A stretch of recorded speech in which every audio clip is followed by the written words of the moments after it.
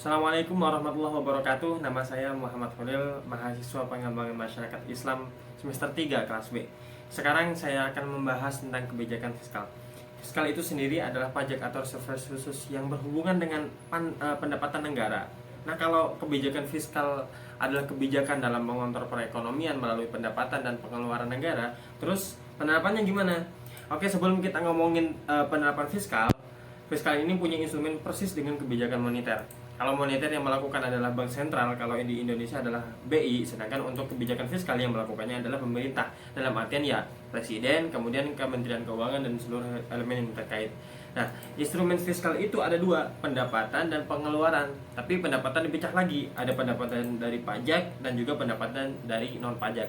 Nah, pengeluaran ini juga dipecahkan. Ada pengeluaran rutin, pengeluaran pembangunan, dan pengeluaran lain yang nantinya biasanya mereka disusun dalam APBN atau anggaran pendapatan dan belanja negara. Nah, kemudian bagaimana cara kita melakukan kebijakan tersebut? Kalau teman-teman sudah paham terkait pembahasan kebijakan moneter kemarin, maka tentu pasti paham bahwasanya dalam melakukan kebijakan itu ada dua cara yang disebut kebijakan yang kontraktif dan kebijakan yang ekspansif. Kalau kita ngomongin kebijakan kontraktif, berarti dilakukan saat terjadi inflasi. Kemudian kalau perekonomian itu negara perekonomian negaranya itu sedang lesu, kemudian pertumbuhan ekonominya rendah, maka yang dilakukan adalah ekspansif. Nah, pasti teman-teman pernah dengar ketika Bu Sri Mulyani Menteri Keuangan dan Presiden menetapkan adanya tax amnesty atau pengampunan pajak. Dan di sini ditunjukkan untuk mereka yang sebelumnya ngeplak-keplak gitu terhadap pajak atau nggak bayar gitu ke pajaknya. Nah, mereka tuh dikasih pengampunan. Tujuannya apa? Tujuannya apabila mereka bayar, ada dua sisi positif. Pemerintah kalau misalkan mereka nggak bayar pajaknya, dendanya kan mahal. Akhirnya pemerintah nggak dapat pendapatannya tertunda. Nah, kalau diampuni, mereka denda mereka tuh nggak perlu bayar, terus bayar pajaknya akhirnya rutin. Nah, itu dua sisi yang istilahnya win solution atau melakukan tax amnesty. Nah, kemudian kita ngomongin perekonomian sedang lesu, pertumbuhan ekonomi sedang tipis, maka yang dilakukan pemerintah adalah melakukan kebijakan fiskal yang ekspansif. Dengan cara apa? Karena ada dua instrumen pendapatan dan instrumen pengeluaran. Nah, kalau misalkan perekonomian sedang lesu, maka yang dilakukan adalah meningkatkan pengeluaran negara dan menurunkan pendapatan negara. Sesimpel itu. Mereka berlawanan. Kalau misalkan perekonomian sedang lesu, pengeluaran pemerintahnya dinaikin, pendapatan negaranya juga diturunin. Misalkan ketika terjadi perekonomian yang sedang lesu, pemerintah bakal nurunin pajak, sesimpel BPR lah. Jadi teman-teman ketika belanja nggak akan kena pajak penjualan gitu. Nah, itu cara menurunkan pendapatan dengan kebijakan yang ekspansif. Gimana kalau kebijakan dengan pengeluaran yang ekspansif? Maka pemerintah harus menambah subsidi BBM dinaikin gitu. Jadi yang sebelumnya BBM harganya 7.000, kalau subsidinya dinaikin maka harganya akan berkurang gitu. Bahasa tongkrongannya gitu ya, ditraktir pemerintah lah gitu. Nah, ditraktirnya kayak gimana? Misalkan nih ya, misalkan harga normal pertalite kan subsidi misalkan 8.000 semisal 8.000, kemudian harganya di SPBU itu cuma 7.000.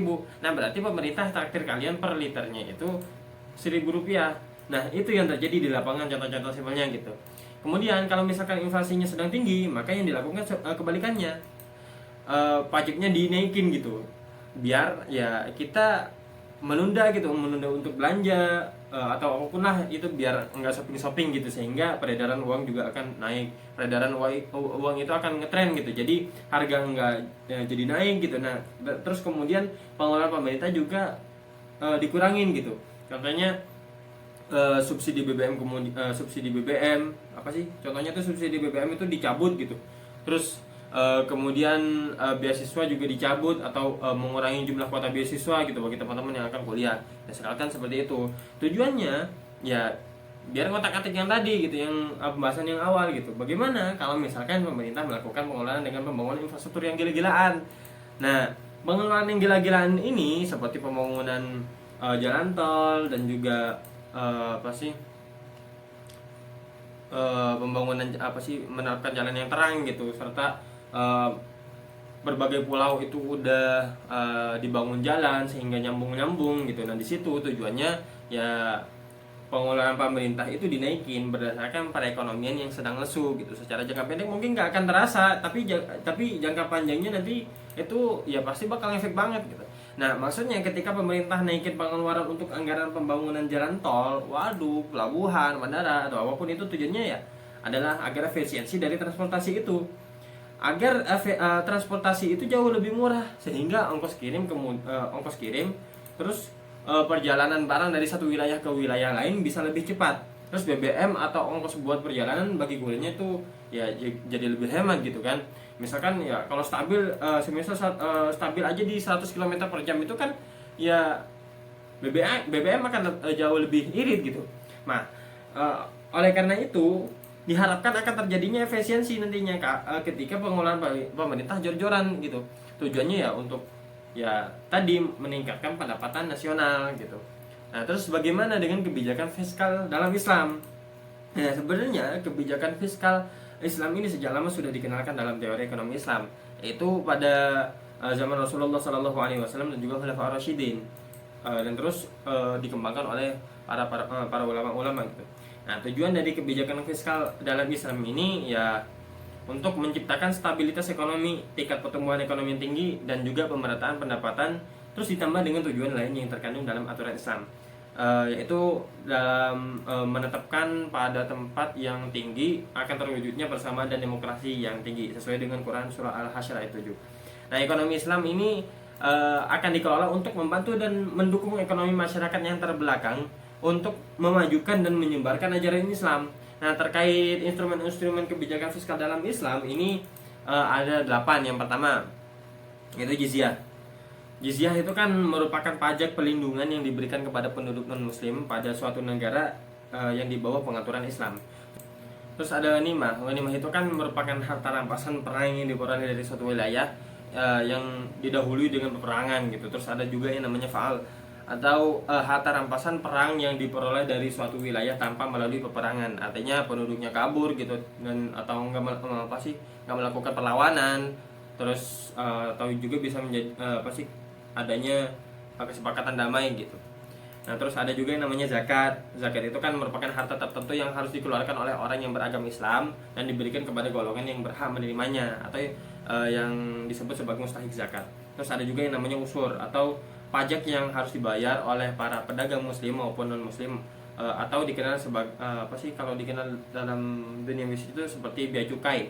Nah, terus ada juga yang namanya kharaj atau pajak yang dibebankan kepada tanah yang ditaklukkan oleh kaum muslim yang dibiarkan tetap dimiliki sebelumnya. Ini berguna untuk produktivisasi gitu, produktivisasi dari tanah tersebut, atau juga bisa digunakan sebagai ladang pertanian lah gitu. Terus ada juga yang namanya nawaib atau pajak yang dibebankan kepada orang kaya, ya orang-orang kaya muslim, dikarenakan negara tersebut kekurangan dana akibat perang yang panjang dan menghabiskan kas negara. Terus ada juga yang namanya amwal fahla atau harta yang berasal dari kaum muslim yang meninggal tanpa ahli waris atau berasal dari barang-barang seorang muslim yang meninggalkan dirinya. Itu terkait instrumen-instrumen fiskal, kebijakan fiskal dalam Islam. Namun sebenarnya selain yang 8 itu, dalam sumber lain menyebutkan bahwa instrumen-instrumen kebijakan Islam tuh ada sedikit berbeda ya, bukan cuma 8 tapi ada 11 instrumen. Yang 8 itu sama, cuman ada 3 tambahan. Yang pertama yaitu infak. Nah, infak ini merupakan satu instrumen kebijakan fiskal dalam Islam yang merupakan sumber penerimaan negara. Jadi infak ini kan sumbangan sukarela gitu yang diberikan oleh orang-orang muslim gitu kepada pemerintah atau lembaga yang membutuhkan, seperti untuk keperluan pembangunan atau pengembangan wilayah. Yang biasanya infak ini berupa ya uang, terus barang ataupun juga jasa. Terus ada juga yang namanya sedekah. Nah, sedekah ini ya sama, ini merupakan instrumen kebijakan fiskal Islam juga, yang sedekah ini merupakan sumbangan gitu, sumbangan sukarela dari orang-orang muslim kepada orang-orang yang membutuhkan. Nah, seperti fakir miskin, anak yatim dan lainnya gitu. Iya, sama juga bentuk-bentuknya seperti sedekah, seperti infak gitu. Bisa berbentuk uang, jasa ataupun barang gitu. Nah, Terus ada tambahan yang terakhir yaitu sedekah jariah. Sedekah jariah ini merupakan sumbangan sukarela, ya sama sih sebenarnya dengan sedekah, namun bedanya itu di sedekah jariah itu sumbangannya itu kepada pemerintah atau lembaga yang diinvestasikan gitu untuk keperluan pembangunan atau pengembangan wilayah yang akan memberikan manfaat jangka panjang gitu. Seperti memberikan fasilitas membangun fasilitas umum gitu, ataupun membantu pembiayaan pendidikan dan juga lain-lainnya gitu. Nah, itu terkait instrumen-instrumen kebijakan dalam kebijakan fiskal Islam gitu. Nah, instrumen-instrumen itu dapat diberlakukan sesuai dengan kebutuhan dan kemampuan negara serta sesuai dengan prinsip-prinsip dasar hukum Islam. Nah, perbedaannya ini dari perbedaan terkait kebijakan fiskal Islam dan juga kebijakan fiskal konvensional itu ya tentu kalau kebijakan fiskal itu lebih menghindari riba atau bunga dalam pengelolaan keuangan. Terus juga menghindari monopoli dan praktik-praktik yang merugikan masyarakat dan juga mengutamakan keadilan dalam pengelolaan keuangan negara serta memperhatikan kebutuhan masyarakat dan kesejahteraan sosial. Nah, sebenarnya sistem fiskal Islam ini telah banyak diimplementasikan di beberapa negara muslim dan hasil dari kebijakan-kebijakan tersebut cukup memuaskan gitu, seperti Uni Emirat Arab, Arab Saudi, Qatar, dan banyak negara maju lainnya gitu. Ya mungkin cukup sekian yang dapat saya sampaikan, kurang lebihnya mohon maaf. Wallahu muwaffiq ila aqwamit thoriq. Wassalamualaikum warahmatullahi wabarakatuh.